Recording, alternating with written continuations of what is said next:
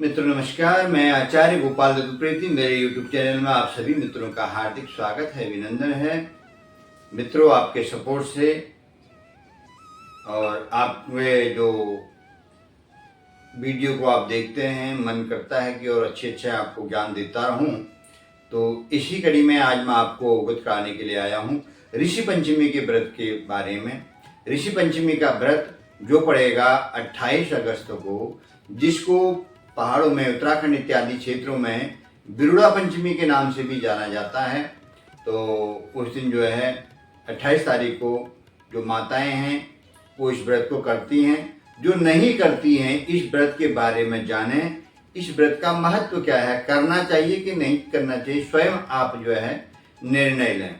तो वीडियो को शुरू करते हैं। वीडियो को लास्ट तक अवश्य सुनें, आपको ज्ञानवर्धक वीडियो लगेंगी।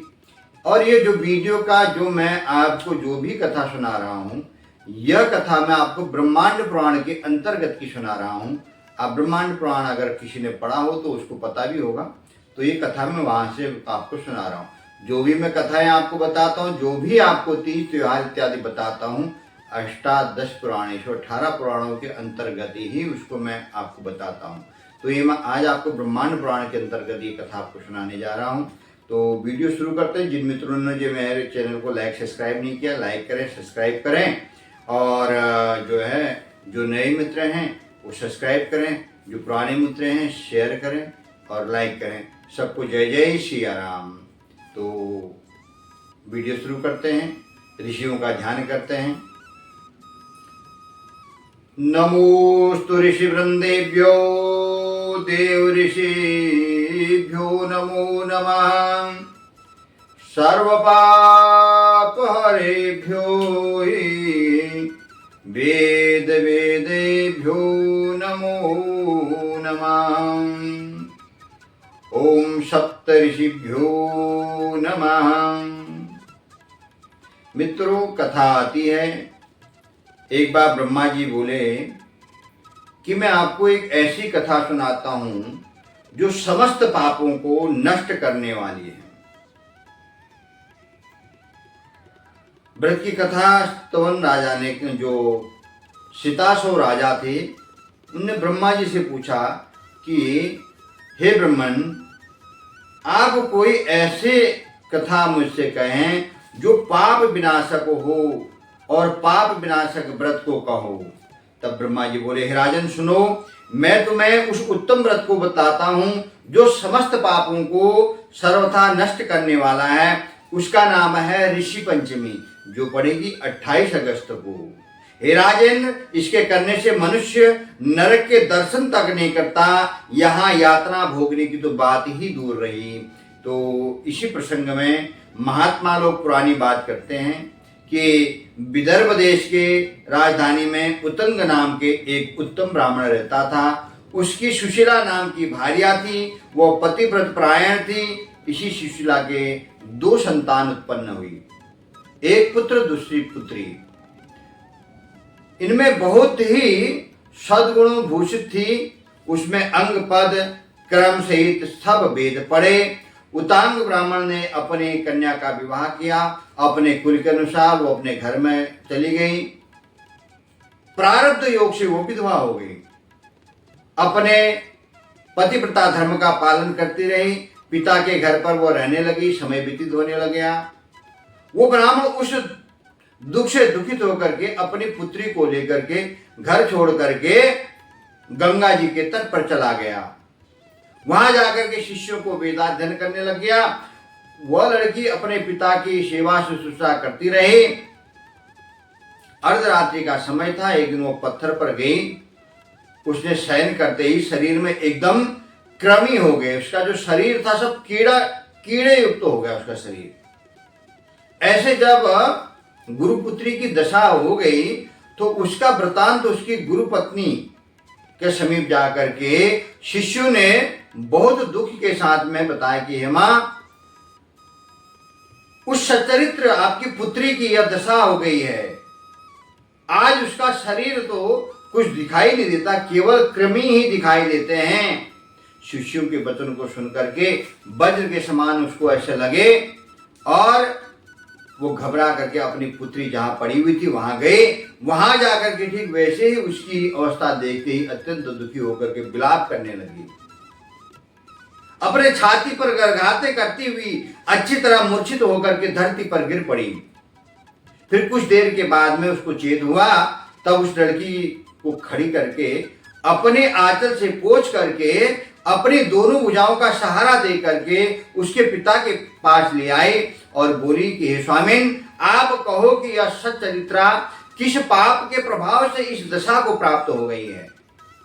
यह अर्धरात्रि का समय है, इसमें यह सोती थी और सोते हुए शरीर में इतने कीड़े पड़ गए, सो कुछ कहा नहीं जा सकता है।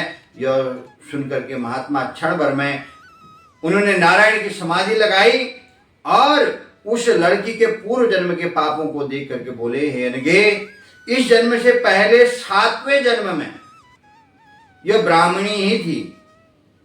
उस जन्म में रजस्वला होकर के, स्त्री जब रजस्वला होती है तो भोजन आदि के पात्र का स्पर्श का विचार इसने नहीं किया, सभी को हाथ लगाया। इसी पाप के कारण इसका शरीर कृमिमय हो गया। इसलिए शास्त्रों में रजस्वला होने पर 3 दिन के जो है पाप बताए गए हैं। रजस्वला काल में स्त्री को पहले दिन पापिन चांडालन के समान, दूसरे दिन ब्रह्मघातन, तीसरे दिन रज की धोबन के समान होता है, चौथे दिन शरीर शुद्ध होता है। उसी जन्म में इसने अपनी सखियों के दुख संग से ऋषि पंचमी के व्रत को देख करके भी अपमान किया। उस व्रत अनुष्ठान का उत्सव दर्शन किया। इससे वो जो दर्शन किया, उस दर्शन मात्र से ही ये पवित्र ब्राह्मण कुल में तो जन्म इसका हो गया, लेकिन इस व्रत की अवज्ञा की, इसके शरीर में कृमि पड़ गई। यह सब मैंने तुमको पाप का कारण बताया। यह सुन करके सुशीला बोली कि ऋषि पंचमी के उत्सव केवल दर्शन करने से आप ब्रह्मवर्चस्य ब्राह्मण के पवित्र कुल में जन्म मिलता है, और अवज्ञा करने से रात भर में शरीर में कृमि हो गए। यह बड़े आश्चर्य की बात है। हे नाथ, आप इस विलक्षण व्रत की मुझे बता दें। ऋषि बोले, सुशीले, तुम अच्छी तरह चित्त लगा करके सुनो। मैं सब व्रतों में उत्तम व्रत को कहता हूँ, जिसके करने से इस प्रकार सब पापों से छुटकारा हो जाता है और आदि भौतिक, आदि दैविक, आध्यात्मिक इन 3 प्रकार के दुखों की निवृत्ति और स्त्रियों को सौभाग्य सुख की प्राप्ति होती है। पाठांतर के अनुसार कुछ अर्थ भी, तीनों दुखों का विनाश अवश्य हो जाता है, इसमें कोई संदेह नहीं है। इस प्रकार से आनंदों और संपत्तियों की प्राप्ति होती है तथा आपत्तियों का व्रत का नियम धारण करना चाहिए और नित्य कर्तव्य संध्योपासन कर्मादि से द्वारावती में जाकर के सप्त ऋषियों का स्थापन करके विधिवत पवित्र पंच दुग्ध अमृतमय पदार्थों का स्नान करना चाहिए। द्वारावती नाम प्रतिदिन हवन करके स्थान का पूजन करके सजाए हुए मंडप का नाम करके सुगंधित चंदन अगर कपूर आदि चढ़ावें, विविध पुष्पों का श्रृंगार करके फिर धूप दीप आदि से विधिवत उपवीत और अस्तु वस्त्र सहित अच्छे अच्छे फल नैवेद्य लेकर के अर्घदान, और उस समय कश्यप, अत्रि, भरद्वाज, विश्वामित्र, गौतम और जो है जमदग्नि और वशिष्ठ 7 ऋषियों के ये सब मेरे अर्घ को स्वीकार करें, इससे प्रसन्न हो, ऐसा कहना चाहिए। यह कथा अवश्य सुनने योग्य है। इस व्रत में साग का ही भोजन करना चाहिए तथा ब्रह्मचर्य रहना चाहिए। 7 ऋषियों का स्मरण करना चाहिए।